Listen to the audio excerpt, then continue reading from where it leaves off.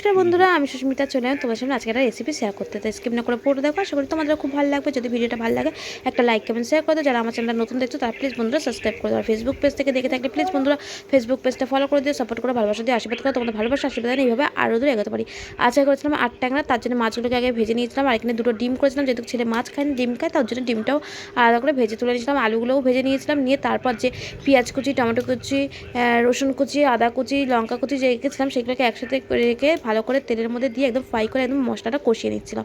এতে একটু ধনে গুঁড়ো, জিরে গুঁড়ো, হলুদ গুঁড়ো, লঙ্কা গুঁড়ো, কাশ্মীর লঙ্কা গুঁড়ো সমস্ত কিছু দিয়ে ভালো করে এখানে আমি মশলাটা কষিয়ে আলুগুলোকে দিয়ে ভাজা আলুটা দিয়ে ভালো করে আমি আবার কষিয়ে নিচ্ছিলাম। তা ডিম একই মশলা থাকবে, একই জিনিস থাকবে, শুধু মাছটা আর ডিমটা আলাদা করে করবো। তার জন্য একেবারেই মশলাটা কষিয়ে নিচ্ছিলাম। আর অনেক দিন পর আজকে আমি করছিলাম টমেটো পোড়া, ভীষণ ভালো লাগে। আর এই দেখো লঙ্কাগুলোকেও পুড়িয়ে নিচ্ছিলাম, শুকনো লঙ্কা পোড়া দিয়ে। আর এই যে মাখবো তার জন্য একটু কাঁচা সরষের তেল আর নিয়েছিলাম স্বাদ মতো লবণ দিয়ে লঙ্কা দিয়ে মেখেছিলাম। হেভি লাগে কিন্তু খেতে। তোমাদের কার কার ভালো লাগে টমেটো পোড়া অবশ্যই কমেন্ট করে কিন্তু জানিও। ফাইনালি কিন্তু তোমাদের সাথে গল্প করতে করতে কিন্তু আমার রান্না রেডি হয়ে গেছে। এই দেখো মাছের ঝাল আর এখানে হচ্ছে ডিমের কষা। তা কেমন হয়েছে অবশ্যই কমেন্ট করে জানিও বন্ধুরা। ভিডিওটা এখানেই শেষ করছি, দেখা হবে নেক্সট ভিডিওতে।